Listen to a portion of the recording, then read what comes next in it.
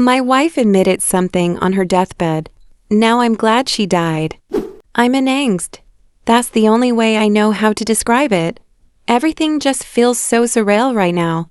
My wife and I have been together for the last 35 years. We married young and had our daughter around 2 years later. I still remember the day she had to be taken to the hospital. I was at work when her water broke, but instead of calling and demanding I get there as soon as possible, she told me that it was best I wait and that she was doing completely fine. I told her she was crazy if she thought I wasn't going to be there for the birth of my child, but she started screaming at me to stay where I was.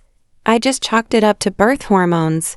I finished out the day, and as soon as I clocked out, I was flying to the hospital. It was a venture that proved fruitless, as when I arrived, my wife was nowhere to be found, and in the chaos of the busy hospital, my panic grew more and more until my pager started beeping.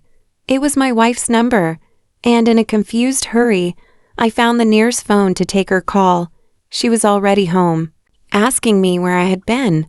After a little back and forth about the sheer audacity of that statement, I got in my car and drove home as quickly as I could. When I got there, I found her curled up in her chair in the living room, cradling our baby and looking both exhausted and completely drained. Under normal circumstances, this should have been one of the happiest moments of my life. But really, all I felt was confusion. Why? Because we were scheduled to have a baby boy for her entire pregnancy. That's what the doctors kept telling us. Her explanation was that there had been some kind of mistake with the paperwork. Pretty expensive mistake, I guess, because we had spent hundreds on clothes and toys for a boy. I still allowed myself to feel happy. I mean, I was a new father. I'd waited 9 months for this moment. I wasn't gonna let some paperwork issue rain on my parade. Besides, her mom seemed in no mood to argue. I spent the entire first night back home curled up in bed with my wife and our baby girl. I soothed them to sleep in each other's arms. I rubbed my wife's back. I held the baby when she cried. It was the start of our new life. From that moment on, I worked my ass off to give them a decent life, kept food on the table, kept the lights on in the house. I'd even save up every month for big gifts like jewelry and swing sets. Watching my daughter grow up was one of the most magical experiences of my life. Watching her go from her first steps to her first day of school, seeing her grow into a blossoming young woman, and eventually walking across the stage for her high school graduation. It was weird, though. Nobody ever said we looked alike. Nobody ever said she and her mom even looked alike. And if I'm being honest, I thought the same thing. But it didn't change how I loved her. But, unfortunately, every fairy tale must come to an end, and ours ended with her mom being diagnosed with cancer. Those were some of the most difficult years of my life. Watching the woman I love lose her appetite, lose her hair, lose her life, it broke something within me. I was by her side every day, right there with my daughter. However, on the day we lost her, my daughter had been in class at the state university, 100 miles away, and I was all alone, watching the world crumble before my very eyes. In those last moments, she looked at me with the same love she had back when we first met, only this time, it was more reminiscent, more sad, like she was realizing that everything was coming to an end. And that's when her face changed, her smile faded, her forehead creased, she started sobbing. The words she spoke next are what have sent me over the edge. I've been questioning our relationship, our life, and everything in between ever since. I want to say I was lost, but truthfully, it made everything make sense. Because according to my wife, our son died at birth after some complications. I guess something snapped in her mind when she was told that her baby didn't make it. Instead of accepting, she rejected. My daughter was stolen, and I still haven't found the heart to tell her. My fiancé cheated on me with my best friend, so I ruined their wedding plans. I-24F was supposed to get married in 2 months. Everything was ready. The venue, the catering, and my dream dress. My best friend, let's call her Sarah, was my maid of honor. She was helping me with all the planning, or so I thought. Last week, my fiancé left his iPad at home.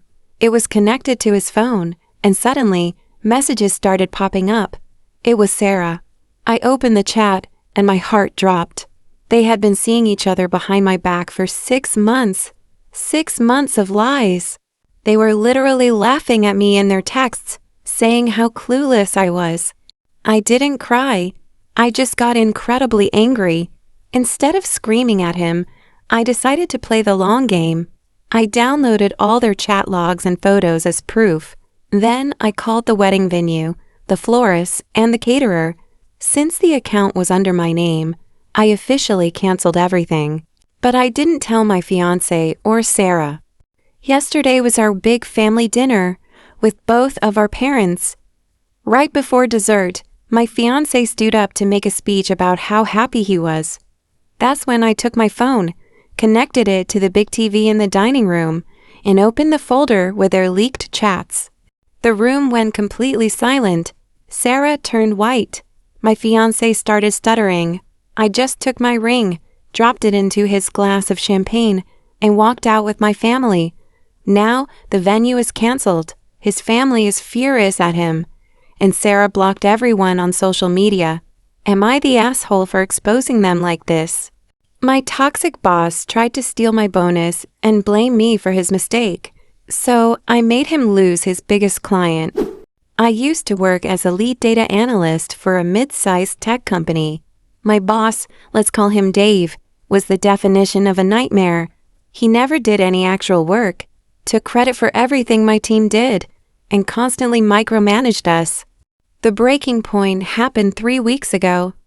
My team and I spent 2 months working night shifts to secure a massive contract with the company's biggest client.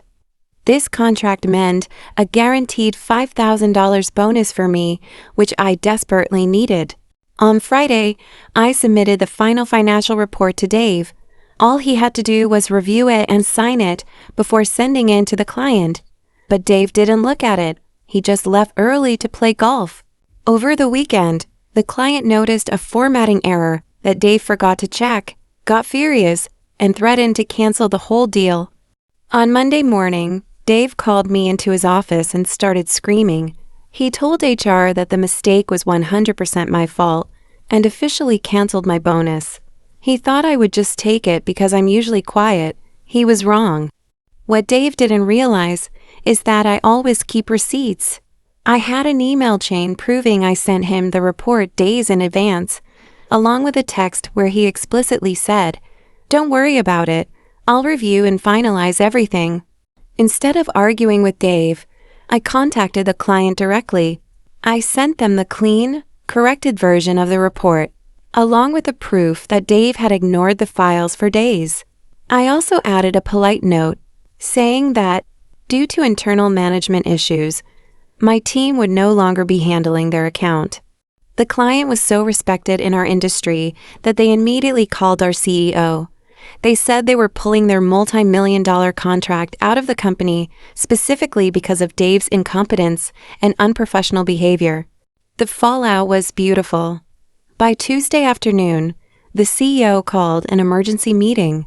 Dave tried to lie, but the CEO already had all my screenshots. Dave was fired on the spot and escorted out of the building by security. The best part? The CEO offered me Dave's position, doubled my base salary, and paid out my $5,000 bonus with an extra apology. Don't mess with the people who actually do the work.